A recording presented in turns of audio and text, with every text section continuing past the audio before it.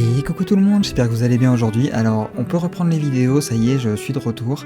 Et on attaque directement avec un nouveau département, à savoir la Vienne. Par contre, je reviens sur un montage un peu plus... vous allez voir durant la vidéo que ça a pas mal changé. Et j'expliquerai pourquoi à la fin de l'histoire. Allez, c'est parti.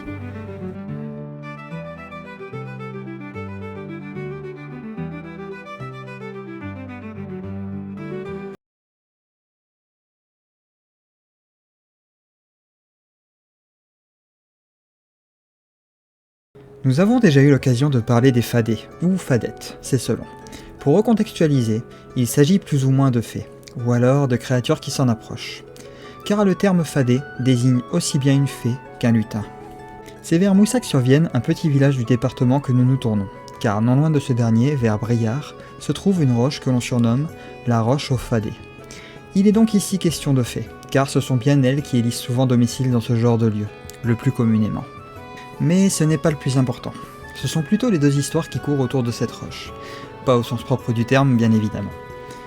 La première nous parle d'un lièvre roux qui se serait égaré au milieu d'un troupeau de brebis. Car il faut savoir avant toute chose que ces fadets avaient pris l'habitude de garder les troupeaux durant la nuit sur les pâturages, et les ramener auprès de leurs propriétaires un peu avant leur réveil. Certains disent même que les brebis entretenues par les fadets étaient les plus belles de toutes. Quoi qu'il en soit, un soir, un lièvre s'était retrouvé au milieu du troupeau, et les fadets le prirent pour un agneau roux, ne lui laissant alors pas l'occasion de pouvoir s'en retourner dans la forêt. Le matin venu, les paysans eurent la surprise de voir le lièvre au milieu du troupeau. Ce qui nous fait remarquer que les fadets prennent à cœur la tâche qu'ils se sont octroyée.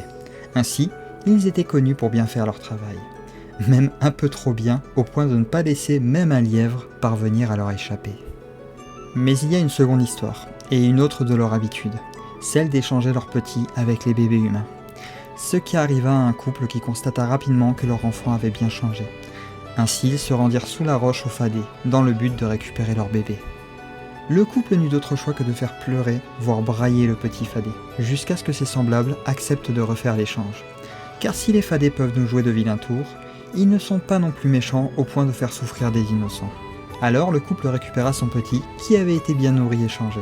Le petit fadet, qui avait eu plus de peur que de mal, s'en retourna également auprès des siens, et les enfants ne connurent plus aucun autre échange ensuite. Ce qui met fin à notre histoire autour de la roche aux fadets de Briare.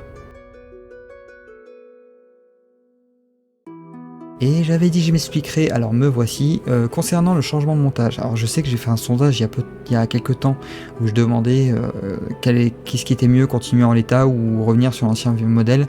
Et je décide malgré tout de changer un peu, donc à savoir ne plus mettre ma tête à l'écran, au moins pour les épisodes du Brasidéol, pour la simple et unique raison que je souhaite me concentrer sur la narration. Et pour la narration, c'est plus pratique pour moi d'avoir juste le texte, mon micro, et pas de caméra à regarder, parce que le fait de me concentrer sur la caméra, je fais deux choses en même temps en fait, j'ai l'impression de faire deux choses en même temps, et c'est pas aussi facile que ça en a l'air. Alors, respect à ceux qui y arrivent, sincèrement, mais moi je suis pas de ceux-là. Alors je continuerai à mettre ma tête pour les épisodes autour, notamment les découvertes et tout ça, comme je lis en direct, voilà, c'est moins gênant, mais pour les épisodes du Brasidéol, je veux me concentrer sur la narration, et faire en sorte que ces histoires soient aussi propres que possible quand je les raconte. Donc voilà, c'est l'unique raison pour laquelle je reviens sur un format un peu plus visuel et dessin animé. L'avatar que j'ai fait est fait à la va-vite, je vais pas vous mentir, donc je vais l'affiner petit à petit et je vais faire en sorte qu'il soit de plus en plus propre. Si jamais il y a quelqu'un qui passe par là qui aurait un bon site à me conseiller où on pourrait trouver où on peut créer des avatars que dans le style que j'ai fait, je suis preneur parce que franchement j'ai pas de talent artistique pour faire ce genre de choses de moi-même en fait, c'est ça qui est dommage, je suis obligé de passer beaucoup par l'IA pour combler mes lacunes en dessin. À part si vous voulez des vidéos en bonhomme de bâton, ça je peux faire. Voilà, mais c'est vraiment le maximum de mon talent. Bon, quoi qu'il en soit, j'espère que ce nouveau montage vous a plu et je vais pas m'étaler trop longtemps dessus. On va faire des essais pendant quelques épisodes, on va voir ce que ça donne. Allez, sur ce, voilà, vous avez la raison, c'est pour la narration principalement.